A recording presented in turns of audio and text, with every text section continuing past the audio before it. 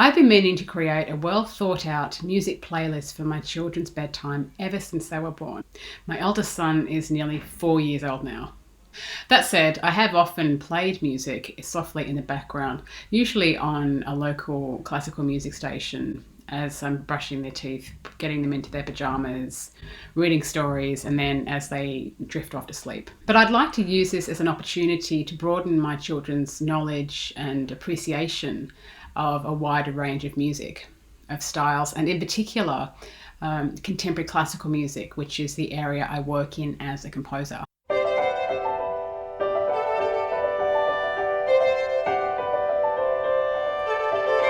Hi, I'm Jane Stanley. I'm a composer and a senior lecturer in music, and I'd like to share with you ideas that I have to help engage with your children through music and sound.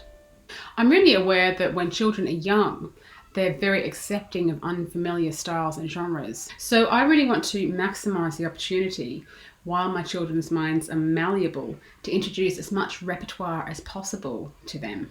During the day, my 3-year-old listens mostly to music that comes from films and TVs that he watches.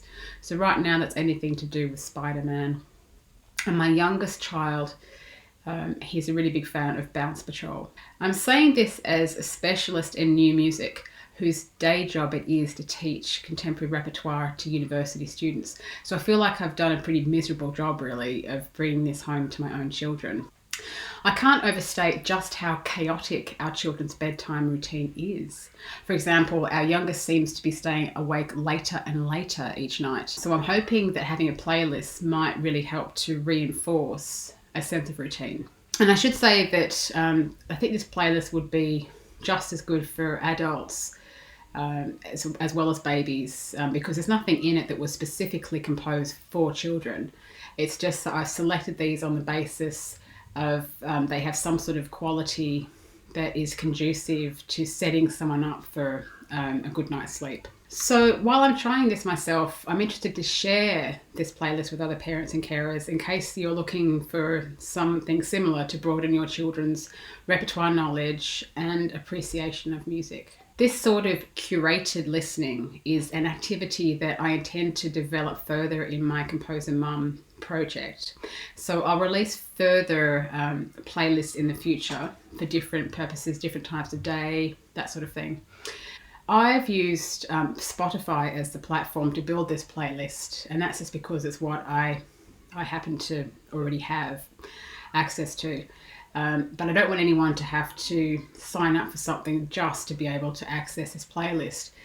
So I've also taken advantage of the 3-month free trial period offered by Amazon Music. So I've made a playlist for that as well, which you can access using the link in the description box. And if you don't have that, then I've made a text list of all of the pieces, the composers, and also the performers. Sometimes it doesn't really matter which performer it is in many cases. Other times there's a specific recording that I'm really interested in. So I've included those details in this playlist, which you can download.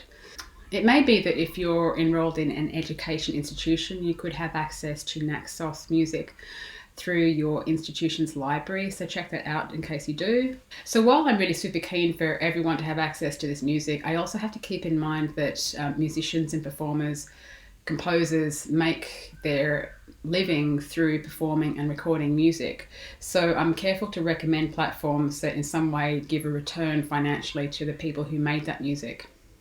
So there's a lot of flexibility in how you could use this playlist. It could be that you only use some of the pieces, or you could add to it from your own library of pieces of recordings. And of course, you needn't restrict yourself to playing these pieces only at night time.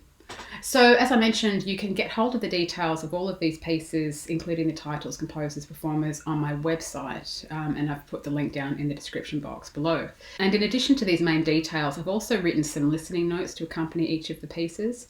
And it's this sort of extra detail that I feel is the value that I can add to this type of activity, since it's my day job to talk about music. And I've also left room for you to write down any observations that you have from your own listening to these pieces, or indeed if you are watching and noticing your child responding in a certain way, it could be interesting to jot that down as well. So it might be something they say when they're listening to the music, or some behaviour that's influenced by what they hear, whether a certain piece calms them down, or if they express a particular interest in one of the pieces. That could be really interesting just to diarise. So in the rest of this video, I thought I would give you a flavour of this commentary by just talking through some of the pieces. And if you like what you hear, you can go and read the full set of listening notes. So again, the link to that is in the description box below. So if you do try this out yourself using my playlist, I'd be really interested to hear how it goes.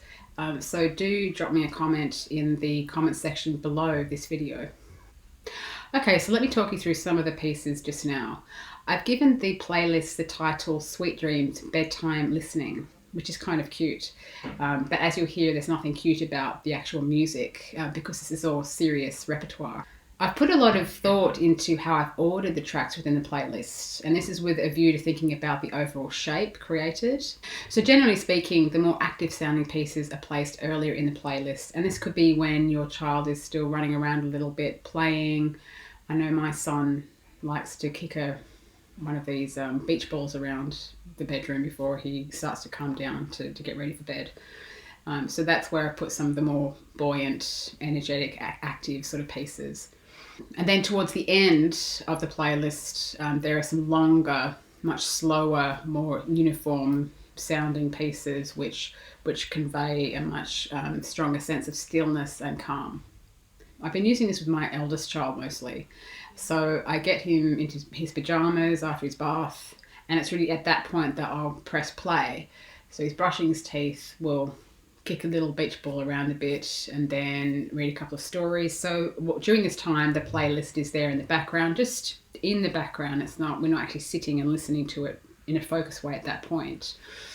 And then, we read a couple of stories, and by that stage, he might start to attend a little bit more, and he's listening to the music.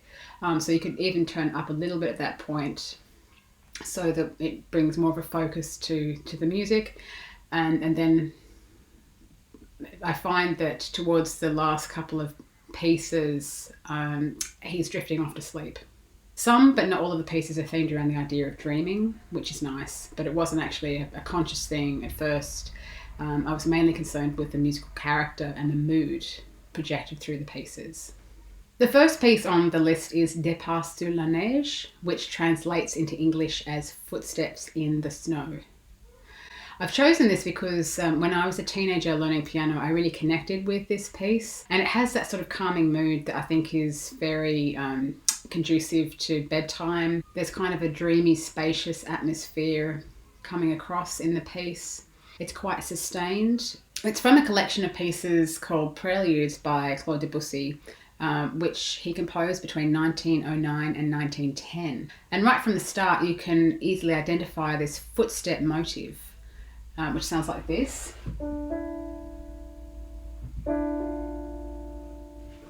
And that runs through most of the piece. The stepping theme continues in the next piece in the playlist, which is by David Lang. The piece is called I Lie, and it sets poetry by Joseph Rodnick. I really, really love this piece. I heard it for the first time only last month. I think it was on radio late at night. I was really struck by its apparent simplicity and sparseness, with phrases built from fragments of scale steps. So it starts off with this.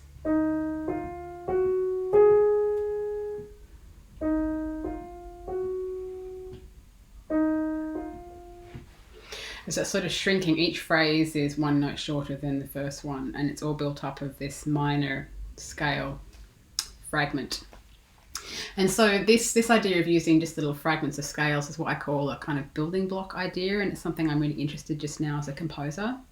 But what's most important in the context of this playlist is the overall atmosphere that's created, especially from the start, which seems to signal that it's time to slow down and calm down and to start to listen and to reflect. I've included 2 of John Cage's sonatas and interludes in this list too, because they're a great introduction to the sound world of prepared piano.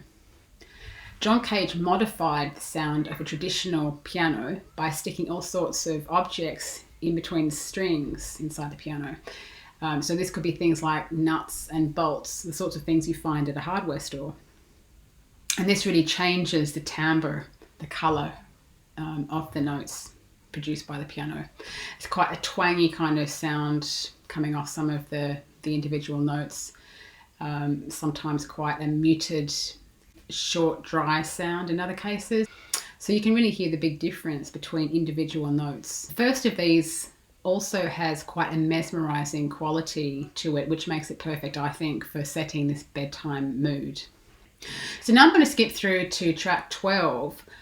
This is one of the pieces that is themed around dreams, and it's one of my favourite pieces for choir, composed by Anne Boyd, who I studied with in Australia. When I was playing this piece to my 3-year-old at bedtime, he said to me, "Frozen," as in the movie. I'm pretty sure that he's referring to the coronation scene in Frozen, where there's a choir singing. My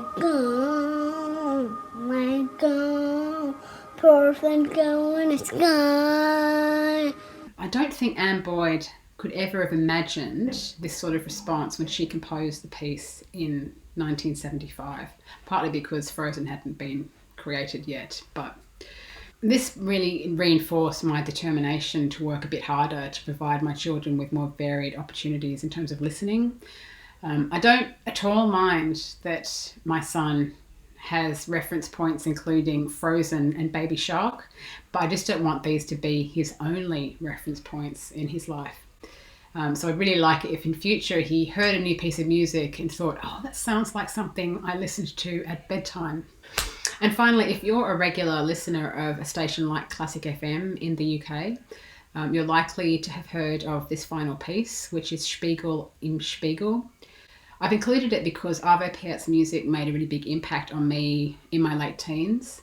I don't think I ever wrote in his style, but certainly because I think he was one of the first contemporary composers I'd heard of, that made an impression on me, and I certainly was drawn in as a listener to his style. His music is very minimal and pared back in terms of harmonic language and in the density of texture.